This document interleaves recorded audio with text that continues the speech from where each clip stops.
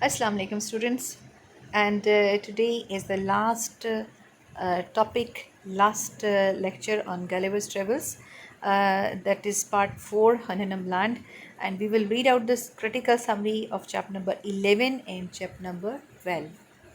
Let's start with our chapter number 11, which says that Gulliver did not want to live again with his fellow yahoos. हमें पता चला कि जी वहाँ से होननम land से मास्टर हॉर्स ने और उसकी फ़ैमिली ने गलिवर को अल्लाह हाफिज़ कर दिया है और वो वहाँ से अपनी बोट में बैठकर जो है वो समंदर में चला गया है। और अब उसने वहाँ से दूर से देखा एक वहाँ पर आइलैंड है, तो उसने सोचा कि मैं वहाँ चला जाऊँगा, because he did not want to live again with his fellow Yahoos. क्यों वो अपने अभी आप देखिए कि उसने पहले सारा वक्त वो यूरोपियंस और अपने ह्यूमन बींग्स और अपने फेलोज़ कहता, और अब उसको उनको सबको याहूज़ कह रहा है। तो उसने क्योंकि उनको उसने जो है वो पहचान लिया है, तो अब वो कह रहा है कि जी वो उनके साथ नहीं रहना चाहता। So decided to live alone on a deserted island. लिहाजा वो एक आइलैंड के ऊपर गया कि जी बस मैंने अपनी सारी ज़िंदगी यहीं पर गुजार देनी है और मैं अकेला ज़िंदगी गुजारूँगा, मैं लोगों के पास नहीं जाऊँगा, इंसानों में नहीं जाऊँगा। बट क्या हुआ, अटैक्ड बाय नेटिव्स, जो वहाँ के जो आइलैंड के नेटिव्स थे उन्होंने उसके ऊपर अटैक कर दिया। एंड ही लेफ्ट इट, और उसको वो छोड़ना पड़ा। Saw ship sail but ran away from it. अब दूर जब वो बोट में जा रहा था तो उसने देखा कि दूर से एक शिप उसको नज़र आया, और उसने कहा कि ये तो शिप हमारा है। अब उसने बजाय इसके कि वो उनकी तरफ जाता, उसने उनसे दूर भागना शुरू कर दिया। इतने में क्या हुआ जी, captain of the ship sent a few men in search of water and found Gulliver. अब जी वो जो कैप्टन है उसने कुछ लोगों को भेजा कि वो पानी की तलाश करके आएँ, और जब वो पानी की तलाश करने निकले तो उन्होंने गलिवर को देख लिया। जब उन्होंने गलिवर को देख लिया, उसको लेने आ गए। He begged them to leave alone. उसने उनको कहा कि खुदा का वास्ता मुझे यहीं पे अकेला छोड़ दें, मैं तुम्हारे साथ नहीं जाना चाहता। But they thought him insane.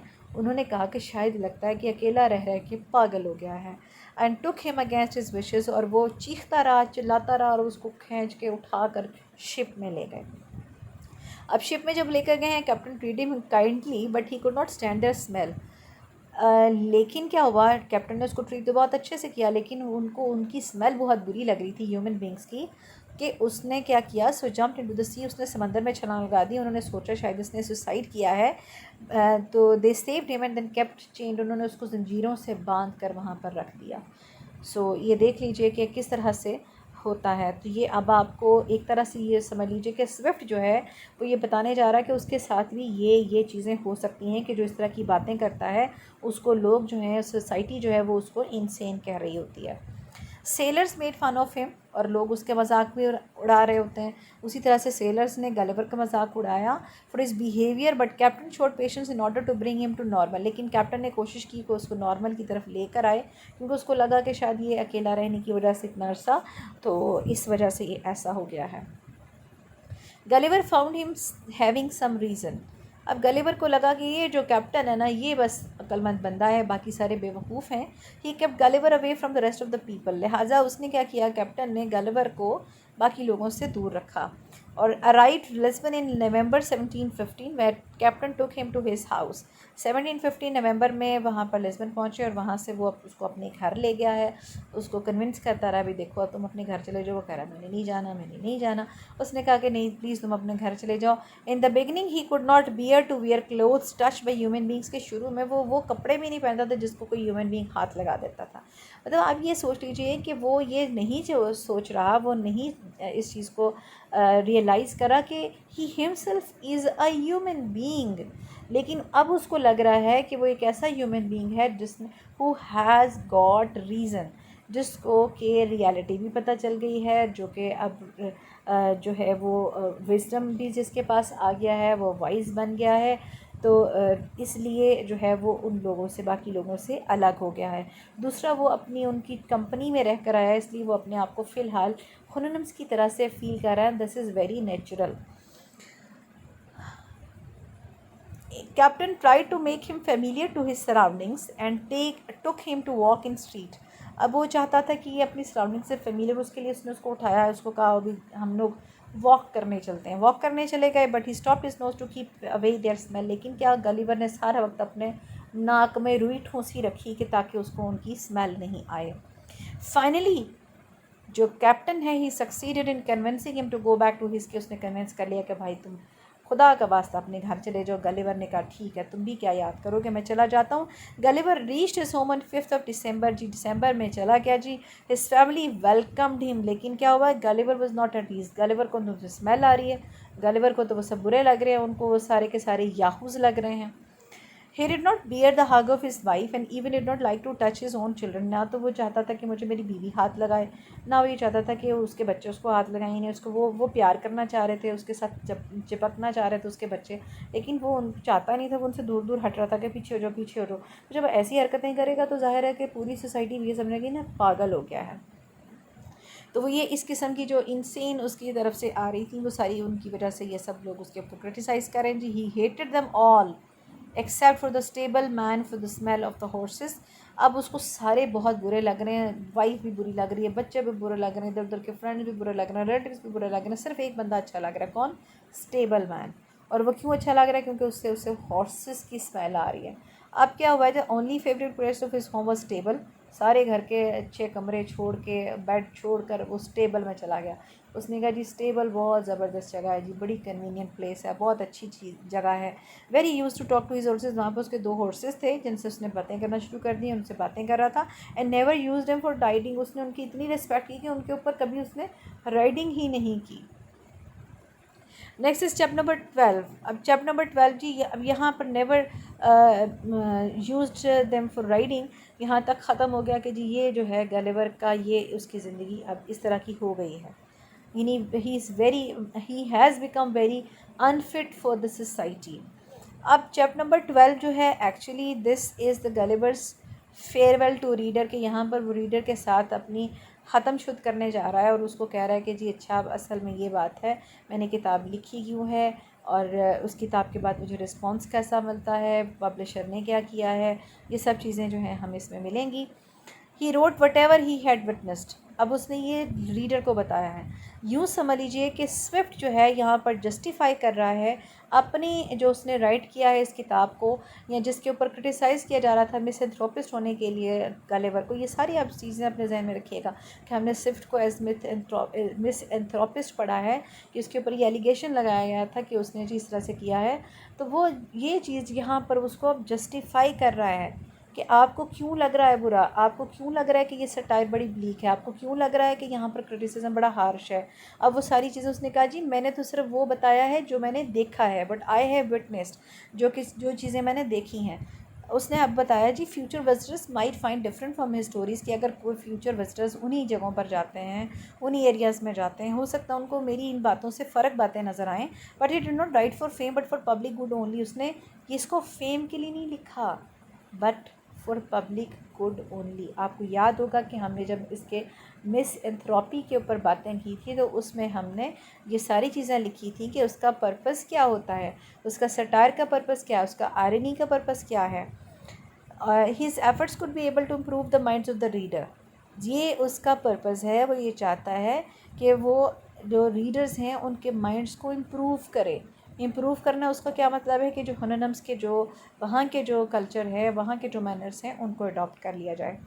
His friend suggested him to improve, inform the government about his discovery of new land so that they could be made colonies of England.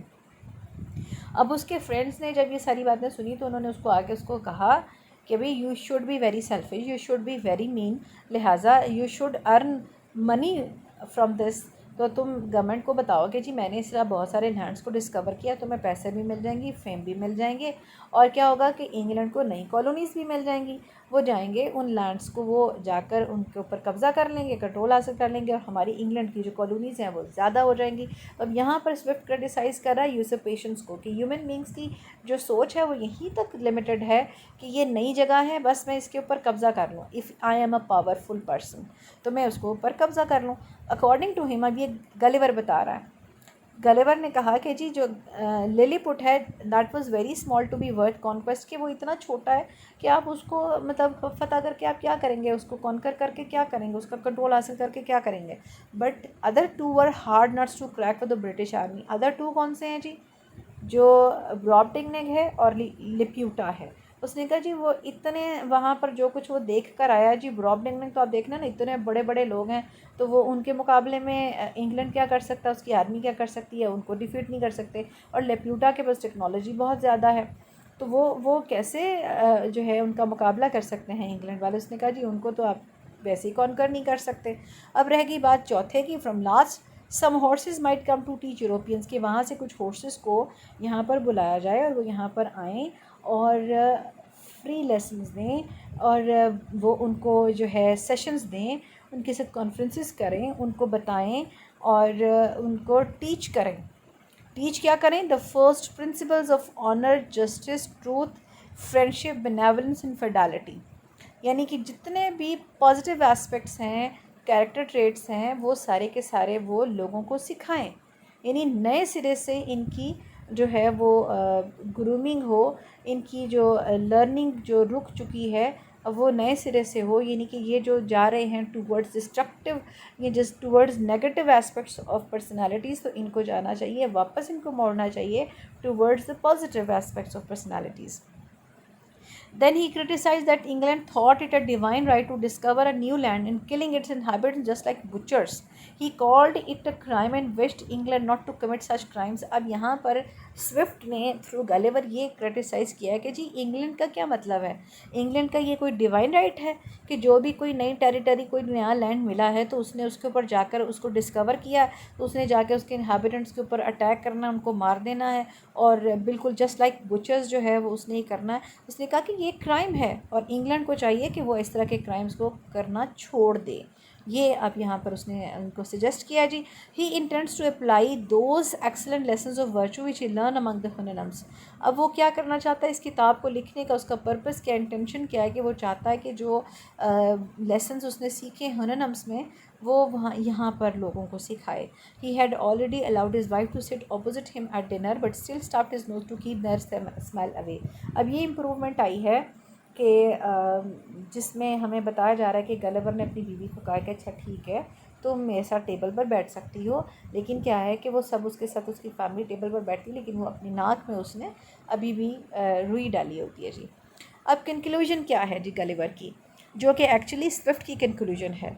Swift ने कहा कि जी ये सारे लैंड्स को observe करने के बाद, उसके बाद हुननम्स को देखने के बाद, याहूज़ को देखने के बाद, फिर अपने यूरोपियन याहूज़ को उन याहूज़ के साथ और फिर हुननम्स के साथ कंपेयर करने के बाद वो जिस कंक्लूजन पर पहुंचा है वो कंक्लूजन ये है कि pride is the greatest human weakness. कि प्राइड छोड़ दें तो सब चीज़ें ठीक हो जाएंगी, प्राइड छोड़ देंगे आप सिविलाइज्ड हो जाएंगे, प्राइड छोड़ देंगे आपके अंदर सिविलिटी आ जाएगी, आपके अंदर ह्यूमिलिटी आ जाएगी, आपके अंदर लव एंड केयर आ जाएगी फॉर अदर्स। तो ये सब चीज़ें जो हैं वो प्राइड को छोड़ने से मिल जाएंगी।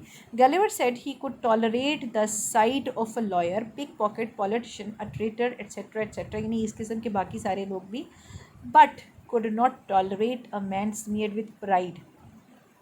यानी कि एक करप्ट बंदा, यानी एक चोर, एक डाकू, एक लुटेरा, एक पॉलिटिशियन, एक मिनिस्टर, एक पिक पॉकेट, एक ट्रेटर, यानी कि ये सब आ रहे हैं। उसने कहा कि जी इनको तो बर्दाश्त किया जा सकता है, लेकिन एक ऐसा शख्स जो कि प्राउड होता है उसको टॉलरेट नहीं किया जा सकता, क्योंकि जो प्राउड है वो हार्श भी होगा, जो प्राउड है वो क्रूअल भी होगा, जो प्राउड है वो दूसरों के साथ बुरा सलूक भी करेगा और आहिस्ता आहिस्ता उसके अंदर से जो positive traits of human beings हैं वो उसके अंदर से निकल जाएंगे। इसलिए उसने कहा कि हर बुराई की जड़ जो है वो प्राइड है, इसलिए उसको निकाल देना चाहिए। तो फिर उसके लिए उसने कहा such an animal and such a vice, ये मुँह और मसूर की दाल। ठीक है जी, उसने कहा कि जी ये आदमी की औकात है और वो इतना प्राउड फील करता है अपने ऊपर, किस बात पे। He was shocked for some of the incidents and conversations with Hananams were removed. अब उसने देखा कि जब उसकी बुक पब्लिश होकर आई है तो उसने देखा कि उसमें से बहुत सारे इंसिडेंट्स हैं और बहुत सारे कन्वर्सेशंस जो हैं वो रिमूव कर दिए गए हैं, वो पब्लिशर ने रिमूव कर दिए हैं। उसको बड़ा शौक लगा, उसने जी अब उसको एक लेटर लिख दिया है। फिर अब उसने कहा कि जी he was desperate that the book did not get the purpose for which it was written, did not bring improvements. अब ये स्विफ्ट ने कहा कि जी स्विफ्ट ने ये इम्प्रूवमेंट के लिए लिखी थी, लेकिन उसके ऊपर क्रिटिसिज्म इतना ज़्यादा हो गया कि जिस पर्पज़ के लिए उसने लिखी थी वो पर्पज़ कहीं ख़त्म हो गया। यानी कि इस चीज़ को पर्पसफुली जो है वो टारगेट किया गया कि जो जिस इंटेंशन में उसने ये बुक लिखी थी वो इंटेंशन लोगों तक कन्वे नहीं होने दिया, उसको उससे पहले ही मिसएंथ्रोपिस्ट कह दिया गया, जिसकी वजह से लोग उस चीज़ को समझ ही नहीं सके कि वो कहना क्या चाहता है। अब उसने कंक्लूड क्या किया इन सारी बातों से कि जो उसकी इस पर्पज़ को वो हासिल नहीं कर सका, उसने इसे कंक्लूड किया कि Yahoos are species of animals utterly incapable of endowment, कि याहूज़ वो जानवर हैं कि जिनको आप बिल्कुल नहीं कर सकते, अमेंड नहीं कर सकते, उनको तब्दील नहीं कर सकते, उनकी नेचर चेंज नहीं हो सकती। ये उसने उनके ऊपर क्रिटिसाइज़ किया जी। Gulliver deals with the critics of his work. अब उसके बाद जो है जो स्विफ्ट है एक्चुअली वो कर रहा है ना क्रिटिक्स को, जो उसने जिन्होंने क्रिटिकली इसको इवेल्युएट किया या इसको क्रिटिसाइज़ किया, जो स्विफ्ट का जो ये डॉक्यूमेंट था गलिवर्स ट्रेवल्स जो था उसने जो लिखा है, तो उसको उन्होंने जो क्रिटिसाइज़ किया एक्चुअली वो आंसर कर रहा है थ्रू गलिवर। और वो बता रहा है कि जी Swift purpose of writing is a parent, जो कि उसने बताया, जो कि गलिवर असल में बता रहा है। और बेसिकली वो स्विफ्ट की बात है, जो कि उसके स्विफ्ट के वर्ड्स हैं जो गलिवर के माउथ से जो हम सुन रहे हैं। I wrote for their amendment and not for their approbation. अब ये अगर कभी आपको मिसएंथ्रोपिस्ट का होना आ जाता है तो आप ये भी उसमें कोट कर सकते हैं कि जी स्विफ्ट ने तो खुद गलिवर के थ्रू ये बात की है कि I wrote for their amendment not for their approbation. उनकी ख़ता करने के लिए, उनकी इंसल्ट करने के लिए मैंने ये नहीं लिखा, या इसको चीज़ को कोई सनद देने के लिए कि जी बिल्कुल वो ऐसे ही हैं, इसी वजह से वो ख़राब हैं, बुरे हैं, मतलब उनको अमेंड करने के लिए, अमेंडमेंट के लिए ये सब चीज़ें लिखी हैं। He notice that is regaining some imperfections of character which he had shared at Houyhnhnm land. अब ये गलिवर अपने अंदर फील कर रहा है कि वो तो दोबारा ख़राब होता जा रहा है, करप्ट होता जा रहा है। जब वो खननम लैंड में रहता था वो बड़ा अच्छा था, बड़ा नेक था। ये इट डिपेंड्स कि जब आप जिस a man is known by the company he keeps, तो जब आप किसी अच्छी कंपनी में रहेंगे तो आप अच्छी आदत आपके अंदर आती चली जाएंगी, और अगर आप किसी बुरी कंपनी में रहेंगे तो बुरी आदत आती रहेंगी। इसलिए वो चाहता है कि जितनी जल्दी वो हुननम लैंड के सारे जो परफेक्शंस हैं वो इनके अंदर जो है वो इंड्यूस कर दे, इनको बता दे, इनको पता चल जाए, तो वो ज़्यादा बेहतर हो जाएगा। Reforming the Yahoos of England was an absurd and foolhardy project. अब उसने कहा कि जी मैं सही करने निकला हूँ, ये तदबीर एक की है कि जो इंग्लैंड के याहूज़ हैं उनको ठीक कर दूँ, लेकिन ये एक बड़ा ही मुश्किल सा काम है जो कि हो नहीं सकता, बड़ा इम्पॉसिबल सा टास्क मैंने कर लिया है। Then publisher replied. अब ये जो उसने पब्लिशर को एक लेटर लिखा था कि तुमने मेरे बहुत सारी चीज़ें निकाल दी, तो पब्लिशर ने आगे से रिप्लाई क्या किया है, that he omitted to fit the work as much as possible to the general capacity of readers. Actually ये स्विफ्ट बता रहा है रीडर्स को, स्विफ्ट बता रहा है लोगों को। स्विफ्ट कह रहा है कि जी मैं तो इससे भी ज़्यादा बहुत सारी बातें हैं, अभी तो मैंने बहुत सारी बातें इसमें से निकाल दी हैं, लेकिन ये जो मैंने चीज़ें दी हैं वो सिर्फ इसलिए की हैं कि वो ये जो काम है ये डाइजेस्ट कर सकें लोग इसको, यानी उनकी जो कैपेसिटी है वो उसके अकॉर्डिंगली उसको बना सके, इसलिए उसने ये सब चीज़ें लिखी हैं। जी these are answers given by Swift to pacify the criticism against him. और असल में जितने भी चैप्टर नंबर 12 में जो चीज़ें भी बातें की हैं गलिवर ने, वो असल में स्विफ्ट की तरफ से की गई बातें हैं, यानी ये स्विफ्ट का जस्टिफिकेशन है। यूँ समझ लीजिए कि एक प्री फेस होता है जो कि बुक के शुरू में दिया जाता है, कि जिसमें राइटर जो है वो बताता है कि उसने ये जो बुक लिखी है, पर्टिकुलर बुक लिखी है, क्यों लिखी है, उसका इसके लिखने में पर्पज़ क्या था, उसकी इंटेंशन क्या थी, और वो क्या ये मतलब क्या करना चाह रहा है फ्रॉम डिफरेंट फ्रॉम अदर्स, कि वो उसमें क्या चीज़ ऐसी है। तो वो समझ लीजिए कि उसने प्री फेस की बजाय एक पोस्ट फेस लिखा है उसने, यानी पूरी बुक लिखने के बाद उसने ये चीज़ अब बताई है कि जी असल में मैंने ये बुक इसलिए लिखी है, उसकी वजह ये है क्योंकि वो चाहता है कि अमेंडमेंट कर सके। So this is all about your Gulliver's travels. Hopefully आपको बहुत अच्छे से समझ आ गया and you have enjoyed it, I think, I hope so. Thank you very much. Allah Hafiz.